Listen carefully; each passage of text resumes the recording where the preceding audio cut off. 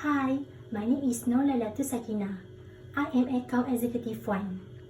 Hi, my name is Raja Putri Marina. I am Executive Account number 2. Hi, my name is Nursha Izzati binti Muhammad Razi. I am Account Executive number 3. Hi, I am Nurul Savani. I am Account Executive number 4. Now let's take a look at company's background of Media Prima Berhad.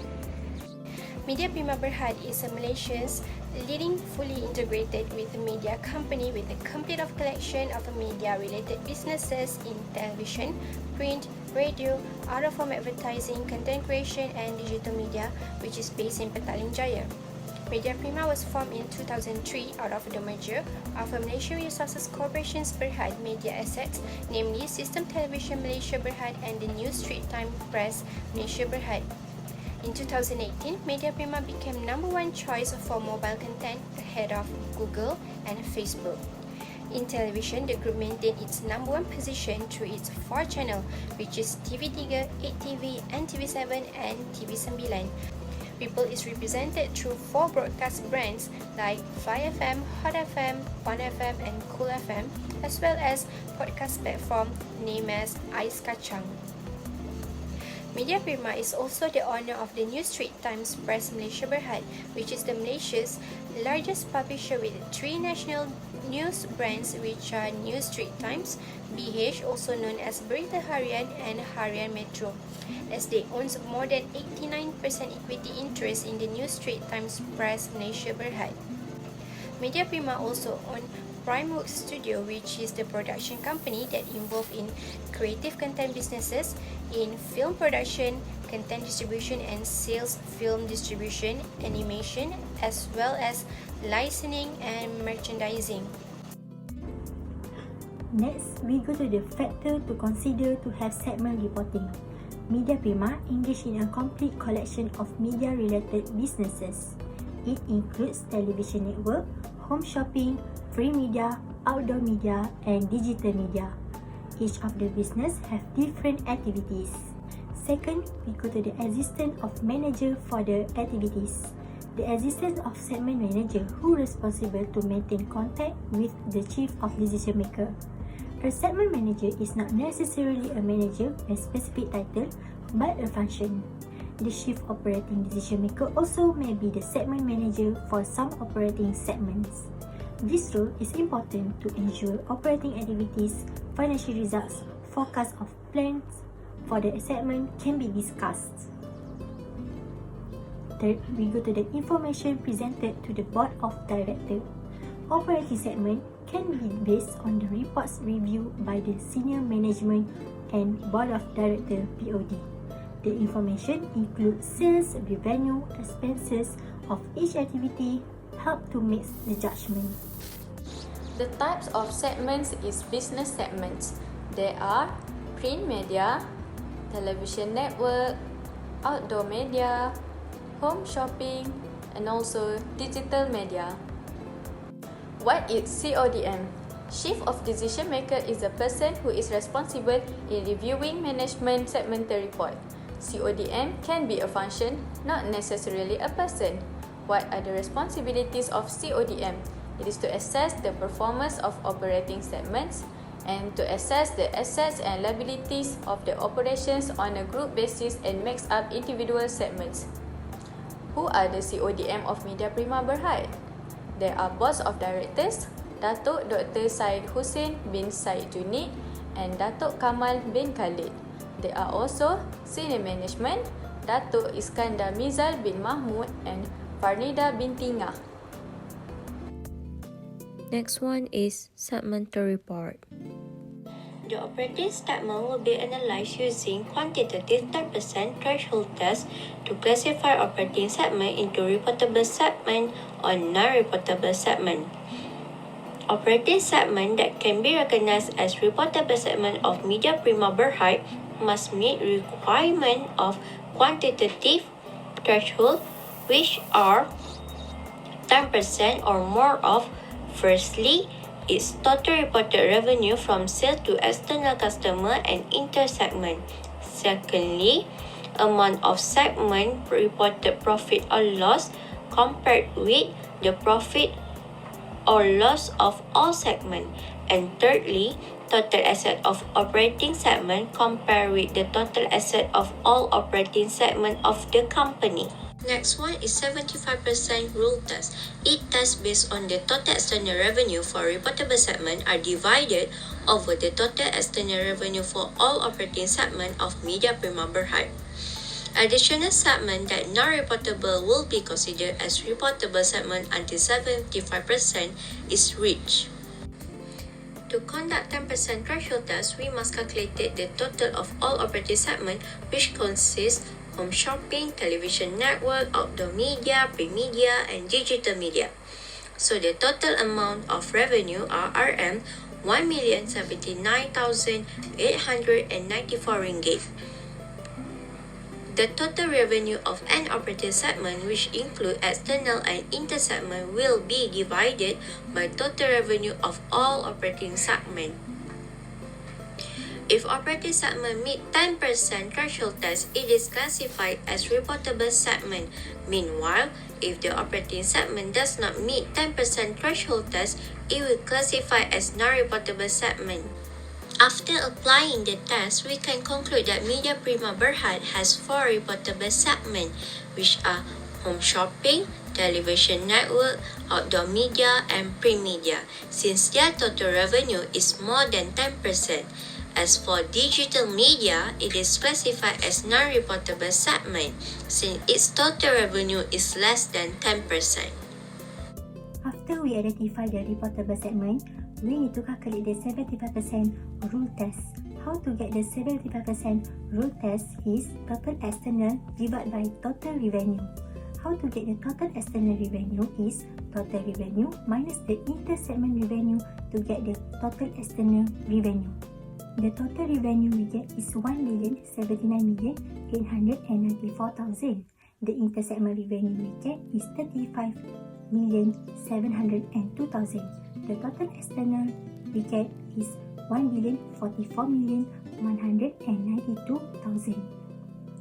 To calculate 75% rules, the total external for only the reportable segment divide by total revenue. By this, we can get that exclude the digital media because digital media is not reportable segment. So, only 4 operating segments to be calculated in the total external and divide with the total revenue.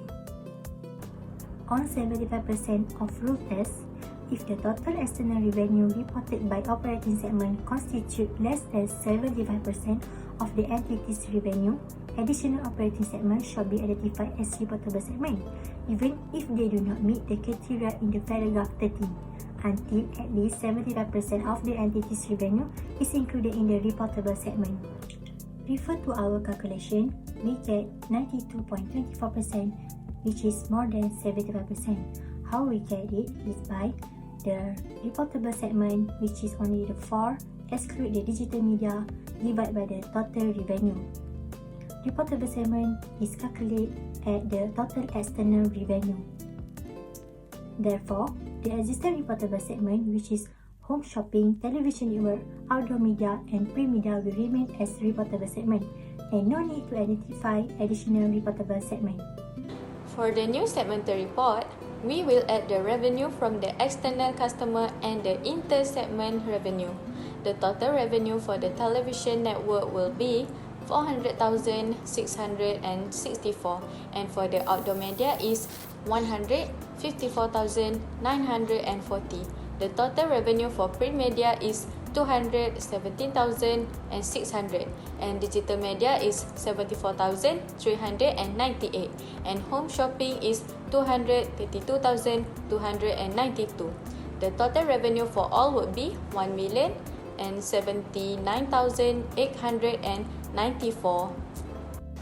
As you can see from the table next to me, the result of a 5 segment, which are television network, outdoor media, print media, digital media, and home shopping, need to be deducted with depreciation and amortization as well as finance costs in order to compute profit before tax.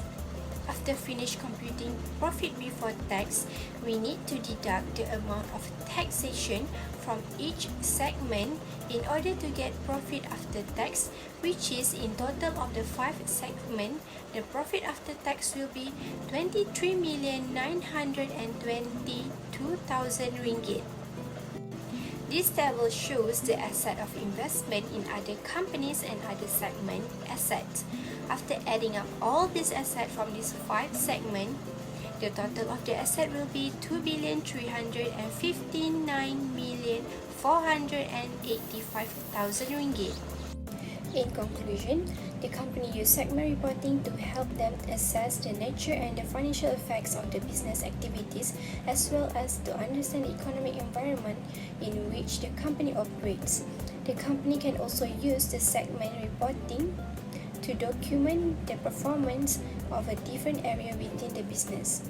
The segment reporting can help to indicate which segments are performing and which segments are not performing. Let's take a look at the advantage and disadvantages of the segmental reporting. The advantages of segment reporting are firstly transparency. The segment reporting will help businesses that operate in different categories and geographic areas to indicate which areas of the business are making profit and which areas are drained at the bottom line. If the segment reporting shows a business is overseas operation is more profitable than domestic operation, it could trigger a change in more strategic decision.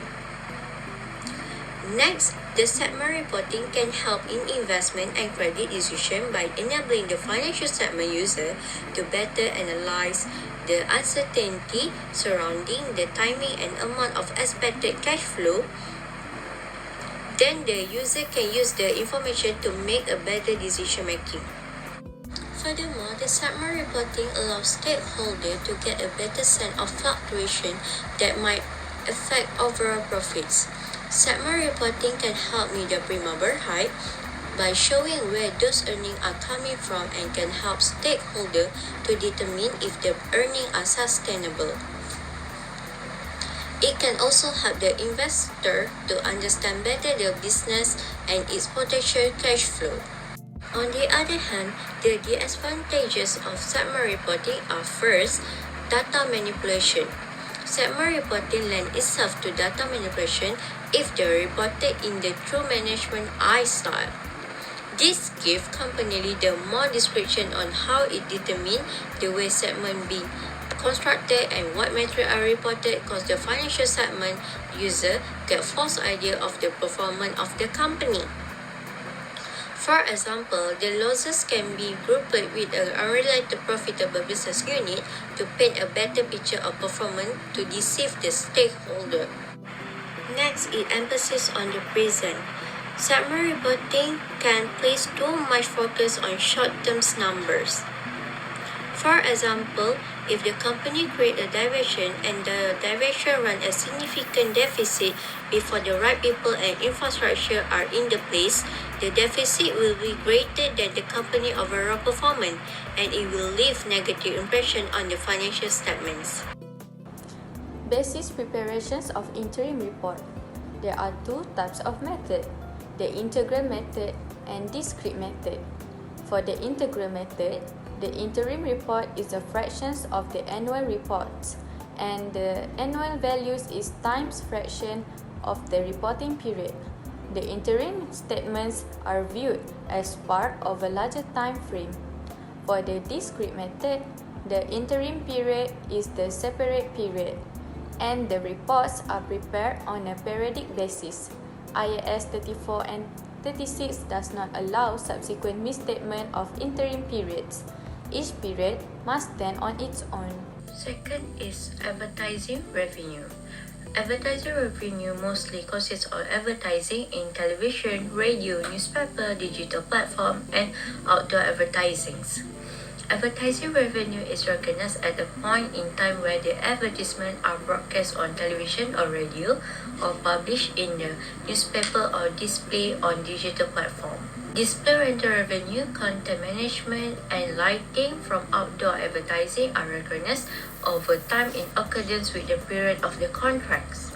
Contract with combination of display rental, content management, and lighting are recognized as separate distinct performance obligations, and transaction price are allocated on a relative standalone selling price basis. Display rental standalone selling price is measured at the fixed transaction agreed in the surcharge. In addition, contract arrangement whereby particular advertising service in exchange of others' goods or services generate a contract asset or liabilities to the extent that the service rendered by the group does not pertain to the same line of business as the service received from the counterpart. Such revenue are measured at the estimated fair market value of the goods or services received. Services received in exchange are expensed to statement of comprehensive income over the service period. The first accounting policy used to prepare the interim report is leases. The group and company leasing activities mainly comprise of office spaces, sites rental, advertising structure, studios, warehouse, and other leases operating and office equipment.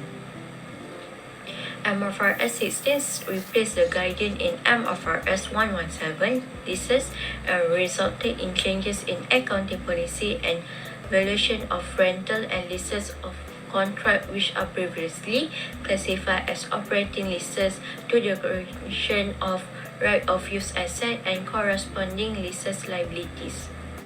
From 1 January 2019, leases are recognized as ROU asset and corresponding liability at the date on which the lease asset is available for use by the company and group. In example, the commencement date. All right of use asset will measure at the present value as if the standard has been applied in the commencement date, while all leases liability will be measured at the present value of the remaining lease payment. The ROU asset is depreciated in accordance with the principle in FAR116 property, plant and equipment, and the lease liability is accrued over time with interest expenses recognized in the statement of comprehensive income. In applying FAR160 for the first time, the group has used the following practical expedient permitted by the standards. Firstly, the use of single discount rate to a portfolio of lease with reasonably similar characteristics. Secondly, the accounting for operating leases with a remaining lease term of less than 12 months as at 1 January 2019 as a short-term leases. Third one is the exclusion of initial direct costs for the measurement of the right of use of asset at the date of initial and application. And lastly, the use of hindsight in determining the lease term where the contract consists option or extend or lease to the lease. Next, we go to the type of interim report for the Media Prima Berhad. The financial year for the Media Prima Berhad is ended on 31st December each year. The company prepare the interim financial statement quarterly. We analyze the interim report for the fourth quarter ended 31st December 2019, which is from 1st October until 31st December 2019. Is the interim period for the current and comparative of each statement for the fourth quarter. For the statement of financial position, the current interim period will be at 31st December 2019, while the comparative will be at 31st December 2018. Next, the statement of a profit or loss and other comprehensive income. The current interim period for the 3 months starting from 1st October 2019 will be ended on 31st December 2019, while for the 12 months, it is starting from 1st January until 31st December 2019. As for comparative period, SOPL for the 3 months, it is start from 1st October 2018 until 31st December 2018, and for the 12 month, it is from 1st January until 31st December 2018. Moreover, for the statement of cash flow from the current interim period for the 12 month, it is starting from 1st January until 31st December 2019. As for the comparative, it will be on 1st January until 31st December 2018. And lastly, the statement of a change in equity. The current period for the 12 month is from 1st January until 31st December 2019, and for the comparative will be on 1st January until 31st December 2018. On 1st December 2019, Media Prima Berhad has acquired new presentation teleprompter from the television network amounting ringgit-20,764. With estimated useful life of 10 years, these teleprompter are depreciated using straight line basis method. On 31st December 2019, Media Prima should recognize prompter as asset in the company, amounting 22,764 in the fourth quarter interim report of Statement of Financial Position. Hence, the total amount of non-current asset is 902,735,000. Second adjustment is on 1st December 2019, Media Prima Berhad has issued new ordinary shares to their shareholder amounting to 1 million unit at a price of 60 cents per unit as a way to raise capital. Before the adjustment, the share capital is 1,524,735, and for the adjustment, we will add 600,000 ringgit from the new issue of share of 1 million. Therefore, the share capital will be 2,124,735.